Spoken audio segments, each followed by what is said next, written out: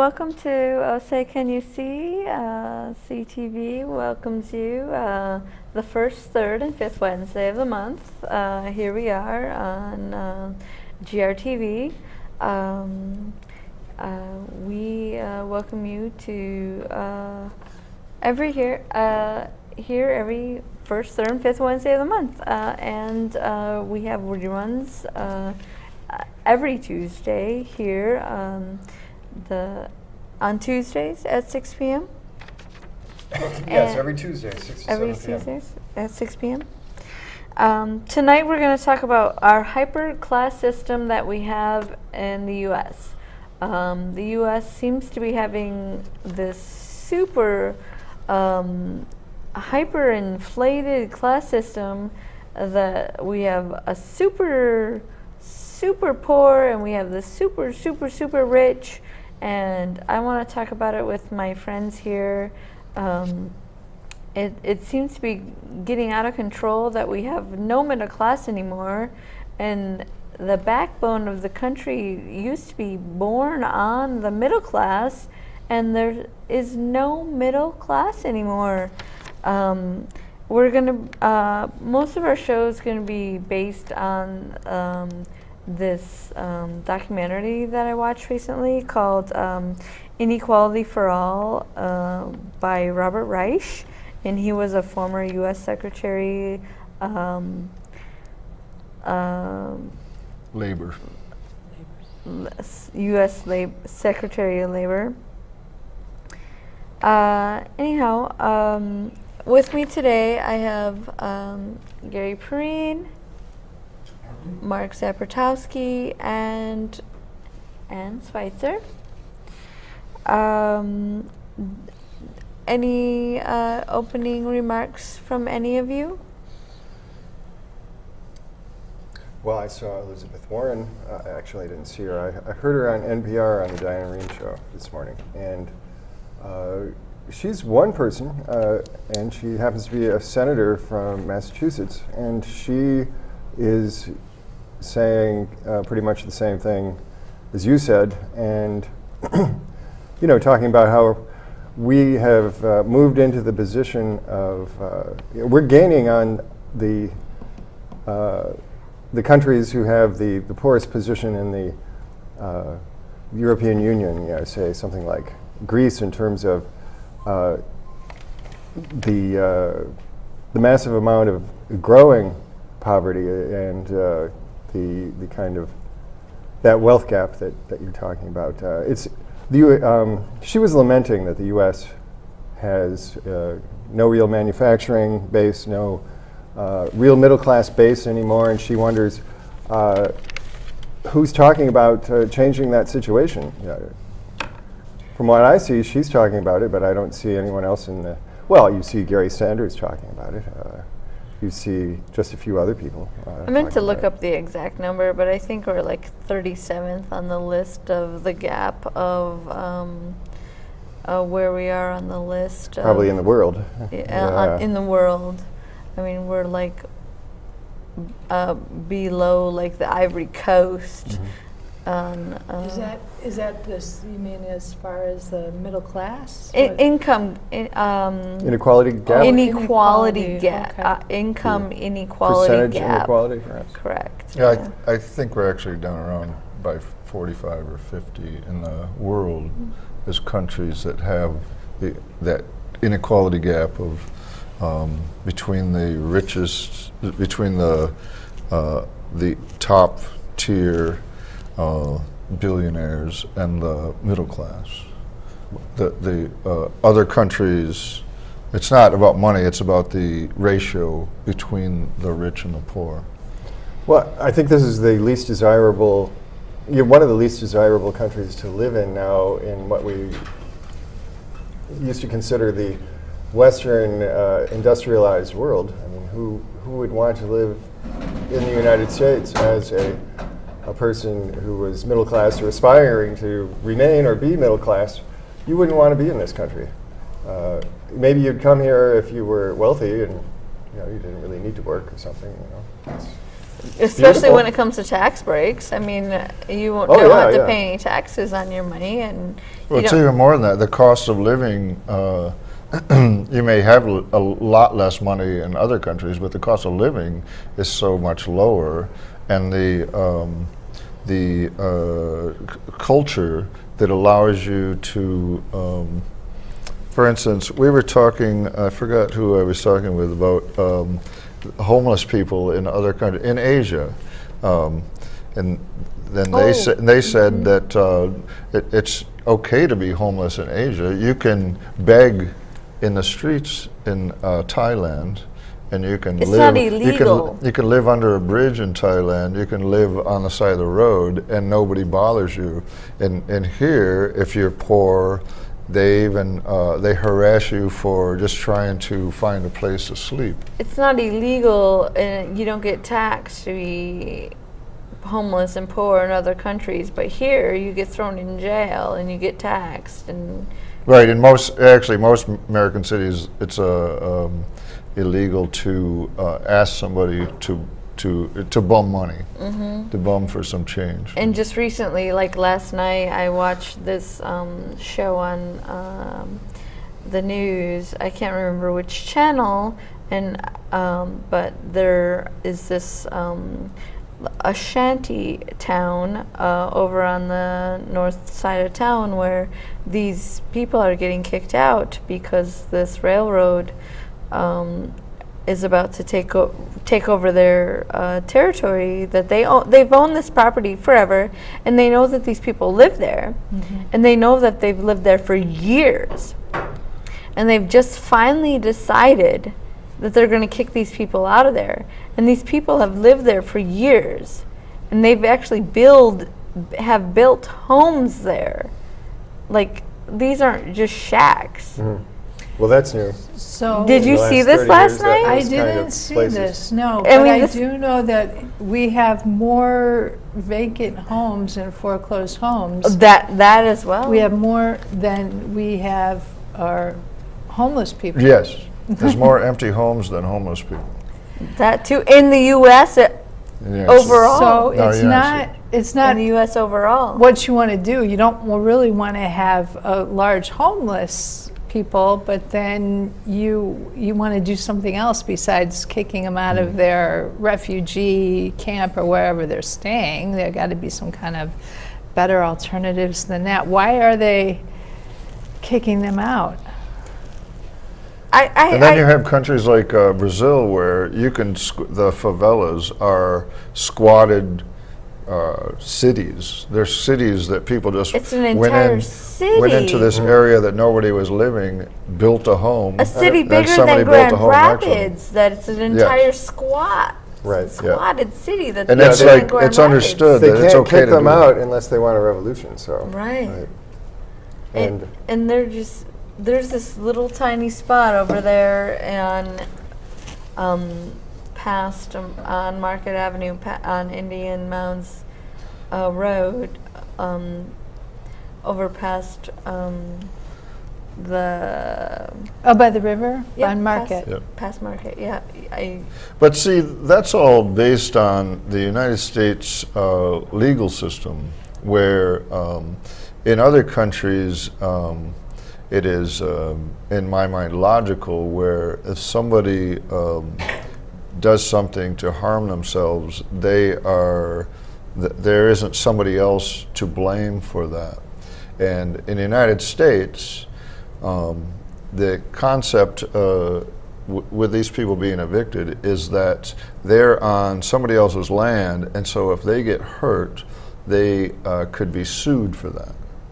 And so the insurance companies and the Justice Department say you can't be there because it's a harm to the company that owns that.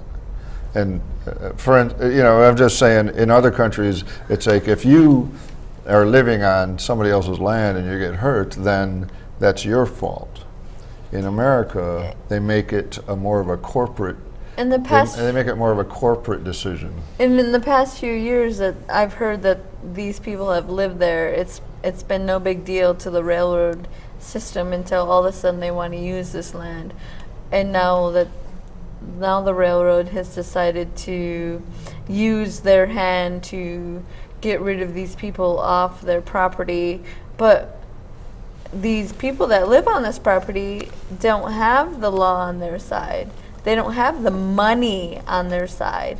And that's what this show is about, is that they don't have the money on their side, i.e. law. They don't have money because they don't have jobs? Exactly. Yeah, there weren't beggars and large amounts of homeless people when I was a kid, and you didn't start seeing that until Ronald Reagan. You know, the whole Republican Revolution began that, and it's only gotten worse and worse every year since then. And it seems that no one is talking about reversing those trends. We just adjust to those trends, and that's the real tragedy. To reverse those trends, we would have to, this is my thing that I get on every show lately when we have a show like this, and that is, we need tariffs. We need barriers to our economy to protect our economy from low-wage economies. It shouldn't have been the deflation of our economy in order to pump up the balloon of other economies. The only people who benefited from that were some of the people in those countries and the wealthy people here who invested there, because they could get so much more of a return if they killed the tariff barriers by supplying us with products made overseas. But you know, that can only go on so long unless they think an economy is going to eventually rely on luxury markets for themselves, because we're buying less and less stuff. You know, we don't drive our cars all over the place and go to movies. We're not buying stuff. Well, that's actually a quick segue into my first Roland. Let's listen to what the middle class do to fall into the lower class. No. Well, actually, they don't have to do anything. Your mention of Reagan, because it was that era Yes. when, I don't know if any of your Rolands show this, but it was that era when the policy change in the United States took place that separated the middle class from the upper class. It was a big time. It was at that time in the late 70s, I think it was 79, 78, where the graph of average wages for the middle class flattened out, and the average wages for the rich skyrocketed. The Reagan administration actually had an office, and the vice president, that doofus, forget his name, he was actually in charge of encouraging companies to establish their operations overseas in those maquiladoros or wherever where politics was safe, but outside the U.S. That was the policy. The government at that sanctioned point, that. And even now pays companies to leave the United States. Yes. They give them a bonus for transferring manufacturing this out of is the from the new documentary called Inequality for All,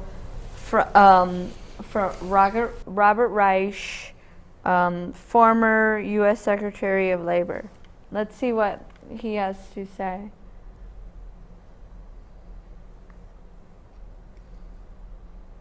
One way of looking at and measuring inequality is to look at the earnings of people at the top Can we get some versus volume? the earnings of the typical worker in the middle. The typical male worker in 1978 was making around $48,000 adjusted for inflation, while the average person in the top 1% earned $390,000. Now fast forward. By 2010, the typical male worker earned even less than he did then, but the person at the top got more than twice as much as before. Today, the richest 400 Americans have more wealth than the bottom 150 million of us put together. Now think about it. 400 people have more wealth than half the population of the United States. Anger rising over an economic system that has rewarded some but leaves many feeling left behind. After the economy crashed in 2008, inequality suddenly became front-page news. Who else else wants to join the 1%? You look like a 1%er. We're a fabulous percent. People from both parties were looking for someone to blame. But most people have no idea how it got this bad, or why.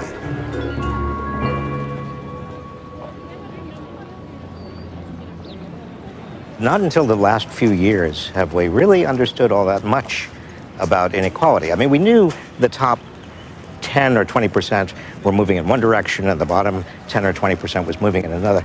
But we didn't know what was happening at the very top, to the top 1%. Hello. How are you doing? Good to see you. And then a few years ago, two researchers, Emmanuel S.E.E and Thomas Piketty, found a different source of data. And they looked at IRS tax data. Not just over the last few years, but all the way back to 1913, when the income tax was instituted. It showed that there were two peak years. 1928 and 2007 become the peak years for income concentration, both of them in which the top 1% is taking on more than 23% of total income. We knew that inequality had started to increase in the late 70s and the 1980s, but we didn't know how dramatically income concentration had increased, especially within the top 1%. So you had this study come out in 2003. It sat there for a number of years, and then suddenly it became important. But you see them starting to recover. This graph becomes very central for explaining what has happened to the U.S. economy, and indeed what's happening and has happened to our society. It looks like a suspension bridge. What happened the year after 1928? The Great Crash. And what happened just after 2007? Another crash. The parallels are breathtaking if you look at them carefully.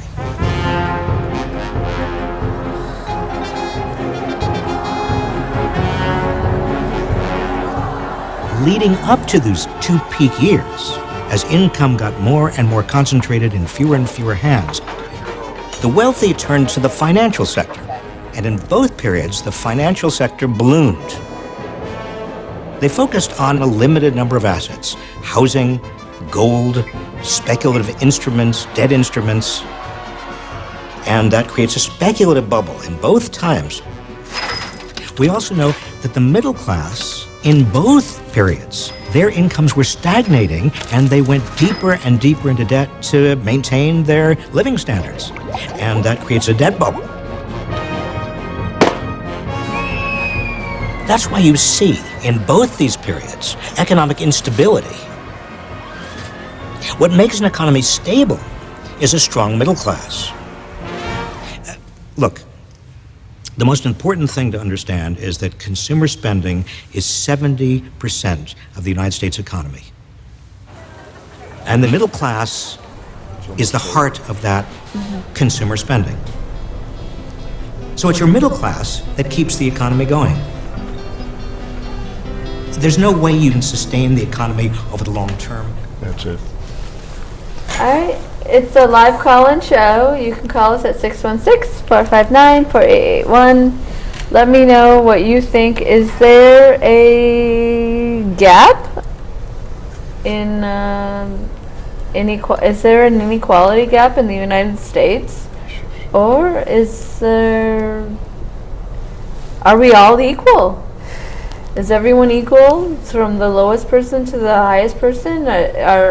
Is it because the lowest person isn't working hard enough and the highest person is working their ass off and it's just how it is? Is that just how it is? Is that no one's working? Is that just because someone's working harder than the other and that's why they're working? Is that why they're earning more? Or is there some kind of disparity? Let me know. Call in and tell me what you think. 616-459-4881. I do have to take exception to the suspension bridge graphic. Yes, that's what he didn't show what happened after 2007 to now, which after the crash in '29, things went down, and then policies were created, mostly by Franklin Roosevelt, to re-establish the middle class, and he became a hero and was re-elected several times. But and at the same time, Otherwise, it could have gotten a lot lower. and letting the upper class have the too much at the same time. But after 2007, there was a crash, but no one will agree that there was another swoop going down. That crash was brief and not very sharp. It went way up after that, and that's even though They bailed out made the his banks point. instead of bailing out the people. Yeah, he made his point, but if there was going to be a mirror, there would be two swoops. That's what would happen. Would be. I think he was talking about the overall economy. Certainly the stock Right. market crashed incredibly. And the economy itself, Roosevelt was able to make the poverty more livable so that there wasn't a revolution in the United States. The Republicans had wanted to just let people starve and drop dead in the streets and stuff. Yeah, but but that crash in 2007 only eliminated the upper 30%. The 1%, they can sustain any crash. Oh yeah, well They had enough money to sustain any crash, and when that crash eliminated the people that own those stocks, the 1% just bought it up. The 1%. Because they knew that it was going to gain much more quicker. But by that was 100 his times. point, that the Yeah. wealth gap was bigger. And it's still, the wealth gap is still rising. It's not, we don't have a the wealthy Roosevelt. didn't. No, I agree didn't with that, really but lose he was their money. comparing 29 to 207, and there's not. I don't think No, that. Is Is that comparison- because of the bailouts? You think Yes. that's because of the bailouts? Because of the bailouts and because the rich were so much stronger than in 29. The rich were so much stronger. They didn't care about the crash. The crash hurt the little people. Right, they were In positioned in 2007. to survive. 2007, Right, they so had plenty of money to they weren't- sustain any crash. Yeah, they weren't jumping out of skyscrapers No. like they were in No, 29. and they weren't selling their mansions or anything. They were selling apples. Well, the thing is that the jobs never came back. The stock market did recover, kind of remarkably in only a few years, and now it's at a record level again. But the economy has not come back. That stock market record level is all based on investment in alien markets, in markets outside of the United States economy. It's as if they don't care about this economy anymore. It's And just I want to make a consumers point. that are slowly dribbling away from their economy. Robert Reich, who hosts this documentary, was the labor secretary under Clinton. Clinton was the one who introduced NAFTA, or approved NAFTA, and Clinton was saying, we'll have less illegal immigrants because we'll give the jobs to Mexico and they'll be there and they'll be able to feed their families. But that didn't work because Mexico, they took out the price floor and they couldn't compete with the U.S. prices. Of corn. No, the Mexico United States used to produce corn. The United States for thousands benefited of from years. NAFTA, not Mexico. Right, but that's what Clinton's argument was, that and actually Robert Reich supported it when Clinton said NAFTA is good for everybody, and Robert Reich, is that his name? And the dirty secret is Right. because then you Right. can move factories to Mexico, build them there for a third of the cost of building them here with our workers, and then ship them back and sell them without an import tax. Yes. He's an economist, even though he went to school with Clinton, and he studied economy and economics economy and philosophy, but for some reason, economy stuck, and that's why Bill Clinton, for some reason, Clinton, ironically, is the one who really exported the economy and really got that moving. He was a great shield behind which the guts of the economy really left the country. And the reason it really left after 92, Clinton was elected in 92, came into office in 93. With the collapse of the Soviet Union and the Cold War being over, there were all sorts of places that were safe to leak out the American economy into to make these fantastic profits. And we have not recovered from that. There was leakage before, but it became about 5 times worse during the Clinton administration. And he was supposed to be, on the side of the people. But it just goes to show you that you can't always trust. Well, we have a lot of weird stuff I don't remember going. the last president I trusted. We have a lot of weird stuff going on with Obama as well. Well, right. I was to say Robert Reich was the one who supported NAFTA being the labor secretary, even though the unions were against the NAFTA. Yeah, and he also supported Clinton's corporate income tax cuts. but we can blame it on that.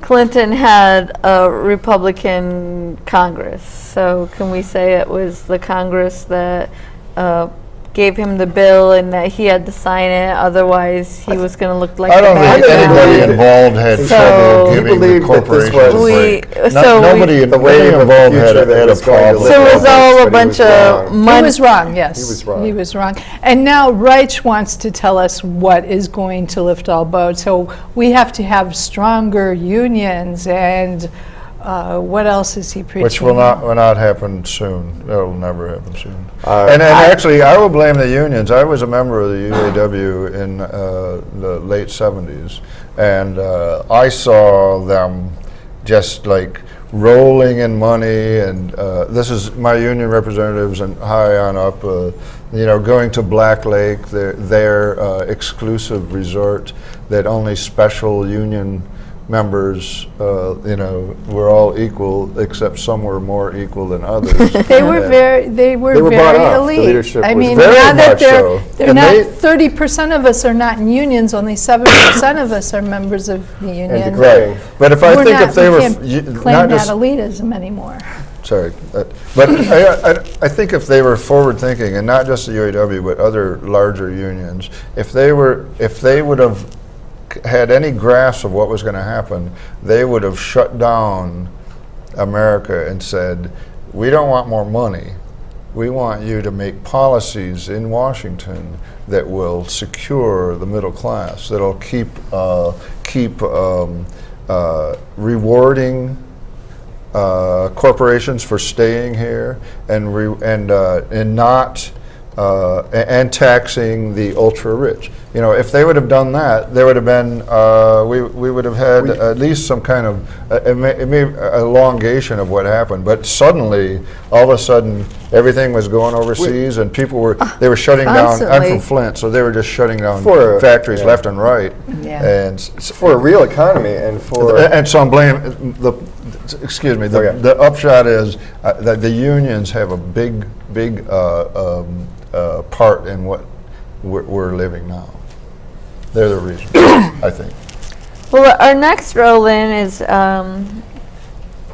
if it's the roll-in I want, is a TED Talk from a millionaire, and he is talking against millionaires, hopefully, and Can roll that now. It is astounding how significantly one idea can shape a society and its policies. Consider this one.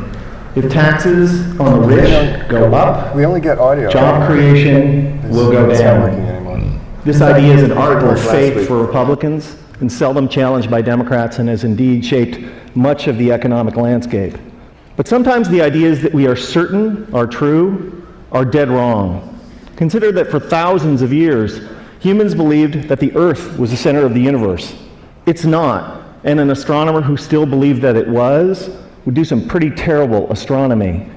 Likewise, a policymaker who believes that the rich are job creators and therefore should not be taxed will do equally terrible policy. I have started or helped start dozens of companies and initially hired lots of people. But if there was no one around who could afford to buy what we had to sell, all those companies and all those jobs would have evaporated. That's why I can say with confidence that rich people don't create jobs, nor do businesses large or small. Jobs are a consequence of a circle of life-like feedback loop between customers and businesses. And only consumers can set in motion this virtuous cycle of increasing demand and hiring. In this sense, an ordinary consumer is more of a job creator than a capitalist like me. That's why when business people take credit for creating jobs, it's a little bit like squirrels taking credit for creating evolution. It's actually the other way around. Anyone who's ever run a business knows that hiring more people is a course of last resort for capitalists. It's what we do if and only if rising consumer demand requires it. And in this sense, calling ourselves job creators isn't just inaccurate, it's disingenuous. That's why our existing policies are so upside down. When the biggest tax exemptions and the lowest tax rates benefit the richest, all in the name of job creation, all that happens is that the rich get richer. Since 1980, the share of income for the top 1% of Americans has more than tripled, while our effective tax rates have gone down by 50%. If it was true that lower taxes for the rich and more wealth for the wealthy led to job creation, today we would be drowning in jobs. And thank you. And yet unemployment and underemployment is at record highs. Another reason that this idea is so wrong-headed is that there can never be enough super rich people to power a great economy. Somebody like me makes hundreds or thousands of times as much as the median American, but I don't buy hundreds or thousands of times as much stuff. My family owns 3 cars, not 3,000. I buy a few pairs of pants and shirts a year like most American men. Occasionally we go out to eat with friends. I can't buy enough of anything to make up for the fact that millions of unemployed and underemployed Americans can't buy any new cars, any clothes, or enjoy any meals out. Nor can I make up for the falling consumption of the vast majority of middle-class families that are barely squeaking by, buried by spiraling costs and trapped by stagnant or declining wages. Here's an incredible fact, that if the typical American family still retained the same share of income that they did in 1970, they'd earn like $45,000 more a year. Imagine what our economy would be like if that were the case. Significant privileges have come to people like me, capitalists, for being perceived as job creators at the center of the economic universe, and the language and metaphors we use to defend the current economic and social arrangements is telling. It's a small jump from job creator to the creator. This language obviously wasn't, this language was not chosen by accident. And it's only honest to admit that when somebody like me calls themselves a job creator, we're not just describing how the economy works, but more particularly, we're making a claim on status and privileges that we deserve.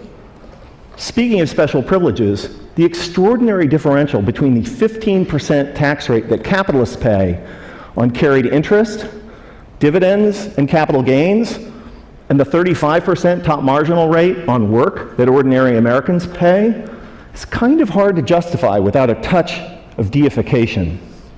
We've had it backwards for the last 30 years. Rich people like me don't create jobs.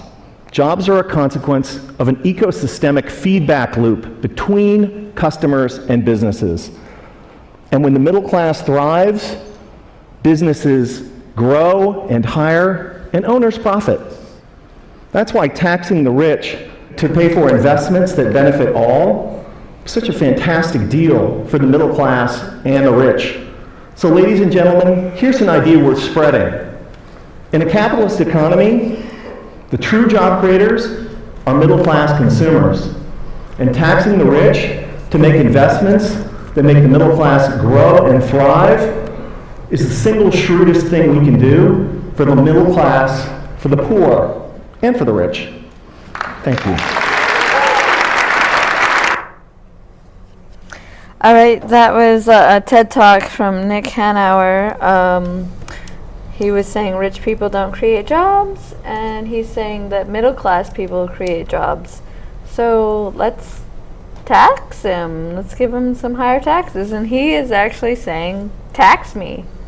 He's a millionaire, and he's like, tax me. Just like... I don't think he's saying just that. He's saying that with consumerism creates new jobs, so people who have the job should have higher wages. Correct. So that they can spend it and create more jobs by spending money, which I agree with, but you have to have a commitment to stay in this country and make things and produce in this country. And so far, they can continue to leak away the economy because that's the place where all their corporations, all their funds, their investment houses invest. They don't invest in the United States, so it's hard to see how those jobs are going to be created, or if they are created, how they're going to be jobs that pay more rather than less over time, which has been happening more and more. More and more people drop out of the middle class or even lower levels of the upper class and become the poor. He's also giving you a clue as to how to cure this whole situation. He's saying everybody that buys from him is giving them energy and power.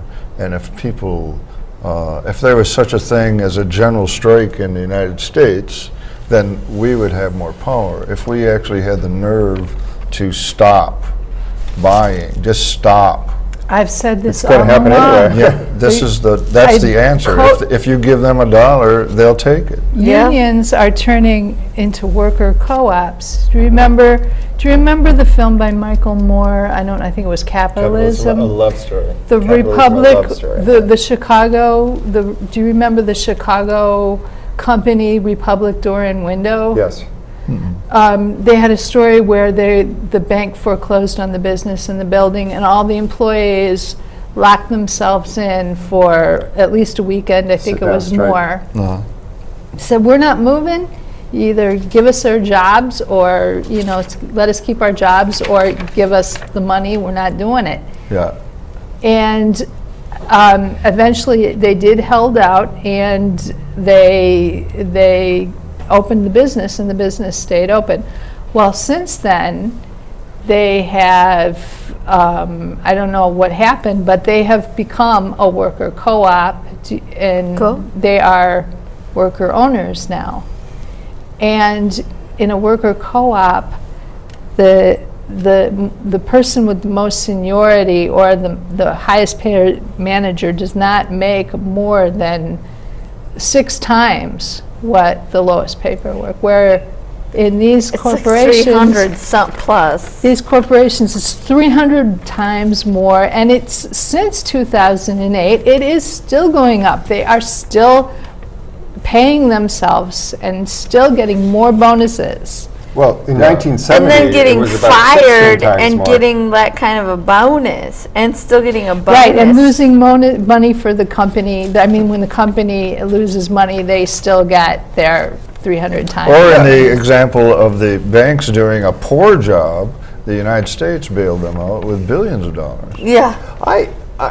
It really seems to be that the attitude simply is that the wealthy are the only people that count, according to the power structure, the corporate power structure, the political power structure, the media power structure, and we are just an abandoned society by the wealthy, and it seems to be their plan. I mean, they're just going to continue to do this until it's no longer a consumer market here. This is a systematic problem. This is not a policy or a government. It's very systematic. It's a problem of capitalism.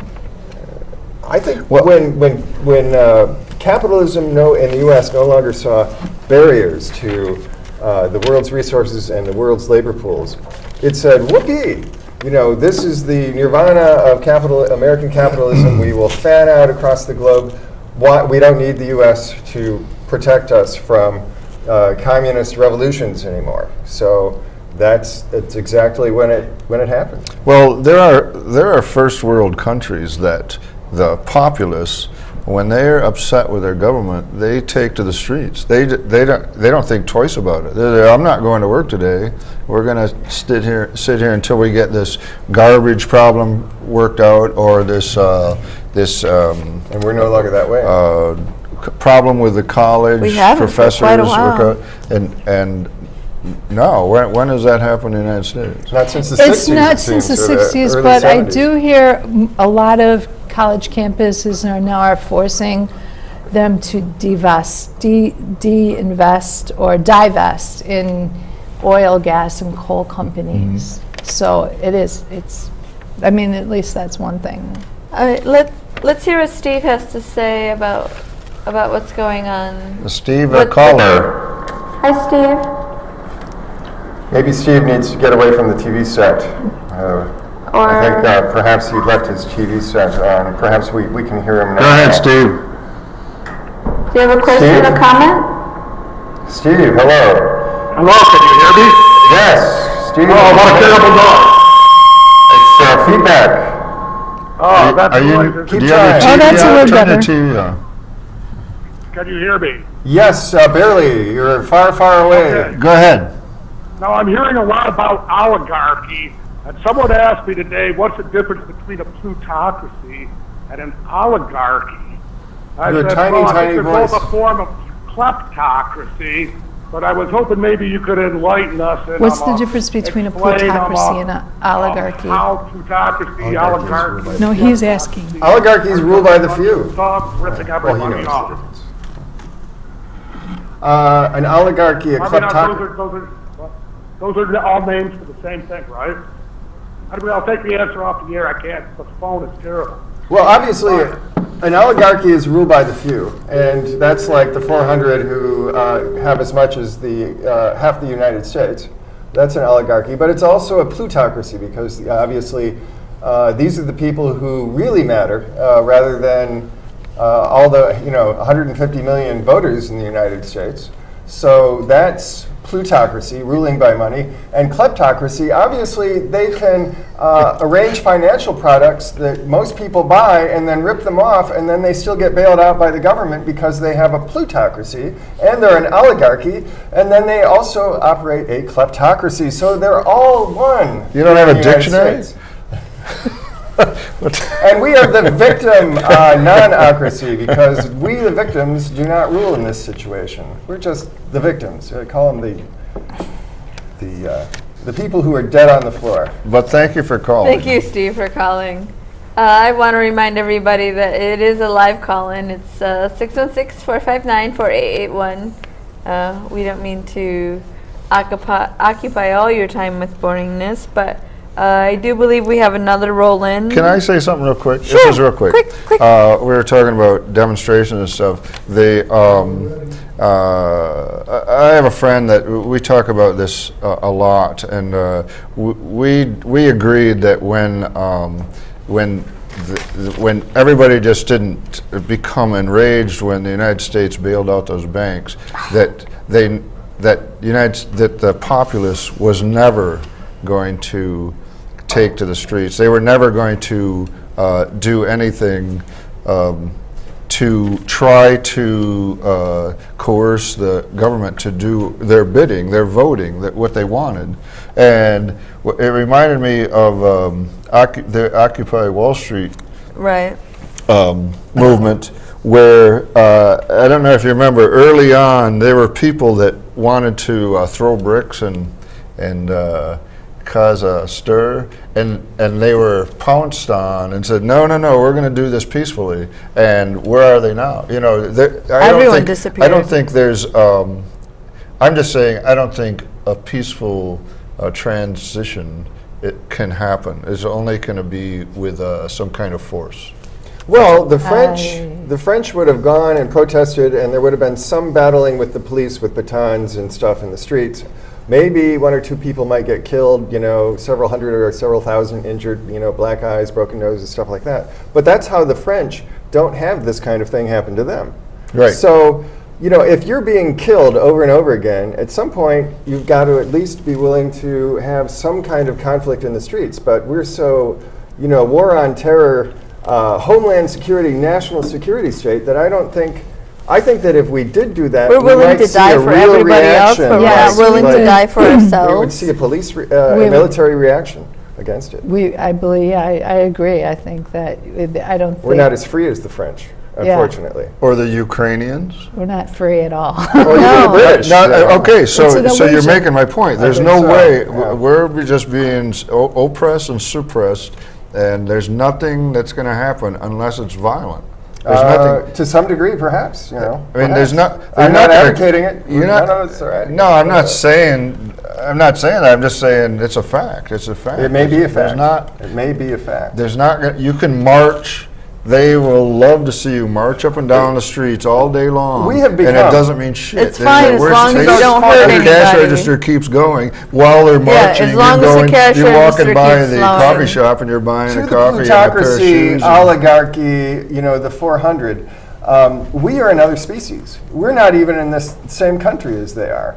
We're some sort of animal, According cattle, to whatever, them. you know. Yeah, so we're cattle to them. Chattel. They don't even imagine that we're important anymore. I mean, they'll have other consumer markets to exploit and make money Oh. off of, and I don't think that we can rely on thinking that the preciousness of okay, our market let is me- going to save us. We're going to try to get one more roll in before the. Let me do it just the theme because. song.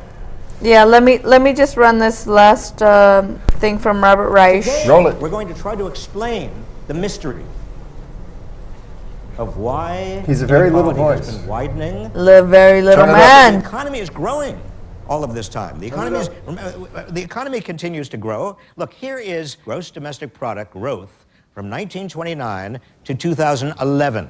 The economy overall has done extremely well, and productivity keeps on increasing. We are producing more and more and more and more and more value. That's a big, big success story. But here is the problem. Here's the puzzle. Because if you look at the average hourly earnings of production workers, the average hourly earning continued to rise until the late 1970s, and then something happened. Flattening wages. Look at the gap. Something happened in the late 1970s. Something happened in the late 1970s, folks.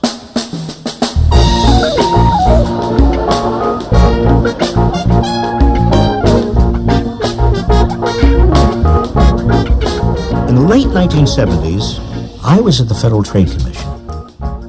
I was looking at a lot of studies about the direction that the economy was going in.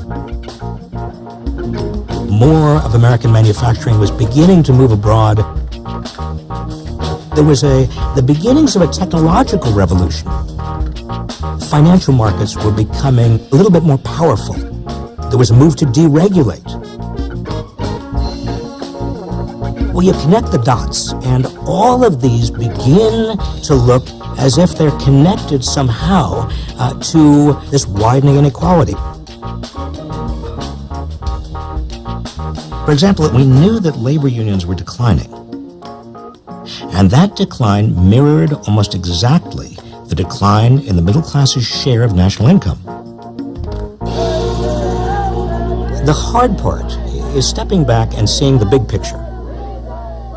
Many people, even to this day, say that the decline of unions really was attributable to Ronald Reagan taking on the air traffic controllers. I must tell those who failed to report for duty this morning, they have forfeited their jobs and will be terminated. There's no question that beginning in the late 70s, but also after Reagan fired the air traffic controllers, there was a major assault on unions. Employers did try to prevent unions from being formed much more aggressively than before. I'll go. You don't have to hang on to me. And employers fought to bust unions that were already there.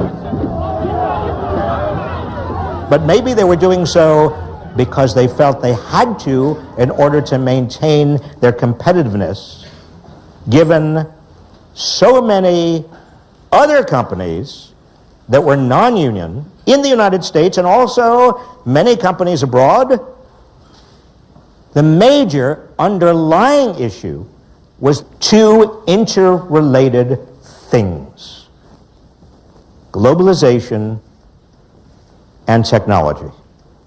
I mean, you hear the word globalization over and over and over again. Globalization, globalization, globalization. Rarely has a word gone so directly from obscurity to meaninglessness without any intervening period of coherence. Can anybody lend me their iPhone for a moment? Anybody have one? Great. Thank you. I don't have one, and I've really wanted to have one. Where do most of your dollars go when you buy an iPhone? What do you think? Let's go. Let's do the bidding. A little over 700 of you have these clickers, which is great. You say mostly to the United States. Some of you say to China. And then some of you say, a few of you say Japan. 11 of you think Germany. Well, here's where your dollars go. Most of your dollars are going to Japan. Some of your dollars are going to Germany. In fact, Germany is the second biggest one. South Korea is the third. And here, 6% of your dollars are going to the United States, and only 3.6% of your dollars are going to China. Now, it's assembled in China. Do you get this? It's assembled in China. But the assembly is of pieces from all over the place. Everything is coming from everywhere.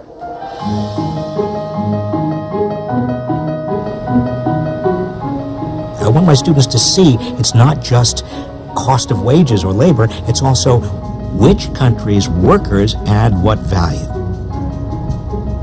My Mini Cooper is made by a foreign company, but where a company is headquartered means less and less in this new global economy. Technologies like cargo ships, containers, satellite communication technologies, and eventually computers and the internet, these technologies enabled the production process to be parceled out around the world. Large numbers of American manufacturing workers began to lose their jobs, which meant it inevitably began undercutting the wages of a lot of working Americans. Even factories remaining in the United States shed workers as they automated. And we have this romantic idea that we can get manufacturing back, but you get manufacturing plants back and they're filled with robots and computers. The old assembly line is gone. I was one of your earliest. Yeah, there was another show I talked about job decline, was about technology that was part of our declination. Not only just jobs being shipped overseas, but just technology, just getting rid of it altogether. But you know, part of it is globalization, the decline of unions, you know, and what happened in the 70s. I mean, if that clip would have went further, it would have said Amazon has 60,000 workers, and it's a multi-billion-dollar industry. And if you and I ran a multi-billion-dollar industry, we would have had 600,000 workers. Right. And that's right. So it's all about. Most of those people are contractors. Drives the point home that the rich are not the job creators. Right. And you go to the grocery store and you scan your own groceries. You go to the gas station and you do your own. It's technology. And where's that person that used to do that? It's technology. Yeah, where is that person? All right, I want to. So there's a new party. It's called the DDM Party, Deliberately Downward Mobile Party. I just made it up. You don't have to even be deliberate. It happens anyway. Hello. Is that Steve? Steve, is that you? Steve. Hold on. Steve needs to get away from his TV and shut the door. So She Hi, needs Steve. to shut the door and get away from the TV. If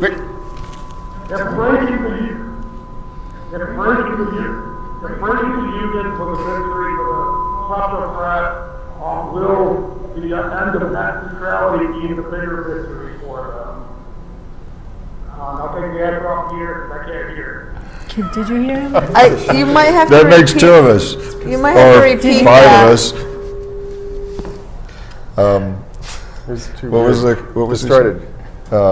He needed to get away from his TV set, I think. You have to. And he needs to shut the door when he gets away from his You have TV set, to too. dial the phone when you're away Maybe from we your can TV. get that on Maybe he was teletype. calling from Guam. I don't think so. I think this is a guy we know in Grand Rapids. Oh, he was talking about net news. He asked something about net neutrality.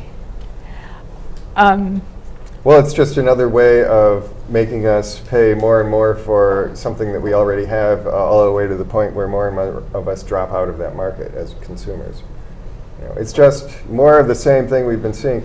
Lots of young people don't have cars now. Like, I know a neighbor of mine who has a son. His son is 19 years old, is a college student, and he and all of his friends, none of them have cars. There's a circle of about 12 kids, and I don't think a single one of them has a car, even imagines getting a car. They live without it. I don't see that as being a bad thing.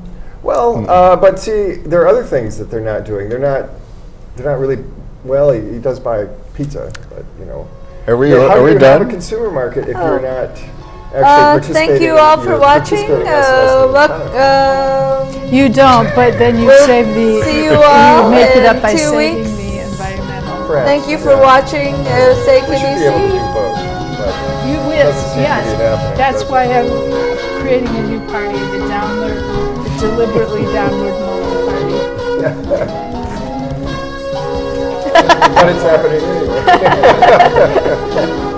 But if we're deliberate about it, then maybe the landing is softer. Who's Yes. supposed to We have infrastructure